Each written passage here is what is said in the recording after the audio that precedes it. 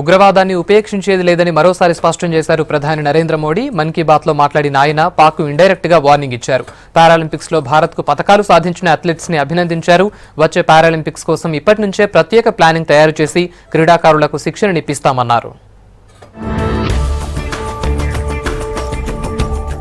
పాకిస్తాన్ ను మరోసారి గట్టిగా హెచ్చరించారు ప్రధానమంత్రి నరేంద్ర మోడీ. యూరి ఉగ్రదాడికి కారకులైన వారిని ఎట్టి పరిస్థితుల్లోనూ వదిలే ప్రసక్తే లేదన్నారు. కశ్మీర్లో అశాంతికి కారణమైన వారికి, ఉగ్రవాదాన్ని ప్రేరేపిస్తున్న వారికి ధీటైన సమాధానం చెప్తామని అన్నారు.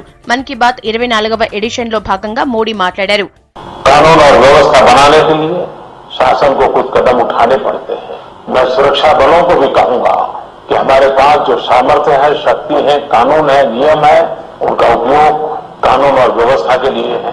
कश्मीर के सामान्य नागरिकों को ప్రజలంతా మరోసారి స్వచ్ఛ భారత్ కార్యక్రమంలో భాగస్వాములు కావాలని పిలుపునిచ్చారు ప్రధాని. గాంధీ జయంతి రోజున కనీసం 2 నుంచి 3 గంటలు స్వచ్ఛ భారత్ లో పాల్గొనాలని అన్నారు. स्वच्छता के लिए नई नई खबरें आती रहती है। आने वाले अक्टूबर महीने में एक साथ 15 अक्टूबर तक drinking water and sanitation department, panchayat Raj department, rural development department, ये तीनों मिलकर करके अपने अपने क्षेत्र में स्वच्छता का रोड मैप बना करके काम करने वाले हैं।